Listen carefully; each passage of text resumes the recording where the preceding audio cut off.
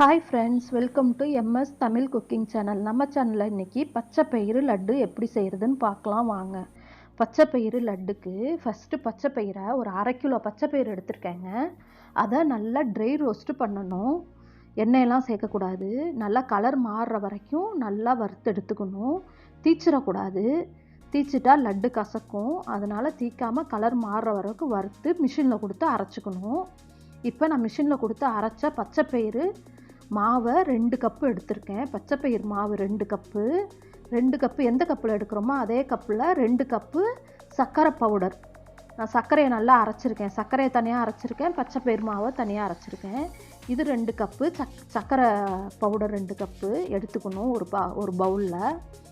இப்போ ஒரு தாளிப்பு கரண்டி எடுத்து அதில் நெய் காய்ச்சிக்கிறேன். நெய் காய்ச்சி குட்டி குட்டியாக முந்திரி பருப்பை வறுத்துக்கணும். நெய்யில் கட் பண்ணி போட்டுக்கணும். குட்டி குட்டியாக முந்திரி பருப்பை கட் பண்ணி போட்டு நெய்யில் வறுத்துக்கணும்.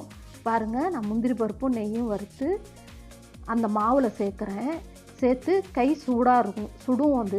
நெய் சூடாக இருக்கு இல்லையா, அதனால் சுடும். பார்த்து பிசைஞ்சுக்கணும்.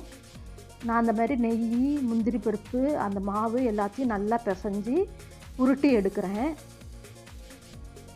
இப்படி தாங்க செய்யணும் பச்சைப்பயிறு லட்டு. இது உடம்புக்கு ரொம்ப நல்லது. குழந்தைங்களுக்கெல்லாம் இதுமாரி நீங்கள் கொடுக்கலாம். இது பச்சை பயிர்லேயும் செய்யலாம், பாசிப்பருப்புலேயும் செய்யலாம்.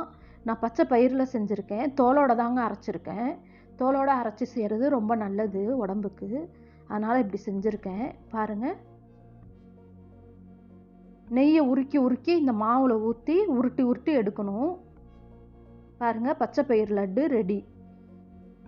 இதே மாதிரி நீங்களும் உங்கள் வீட்டில் செஞ்சு பாருங்கள். இந்த வீடியோ பிடிச்சிருந்ததுன்னா லைக் பண்ணுங்கள், ஷேர் பண்ணுங்கள், சப்ஸ்கிரைப் பண்ணுங்கள், பெல் பட்டனை கிளிக் பண்ணுங்கள். தேங்க்யூ.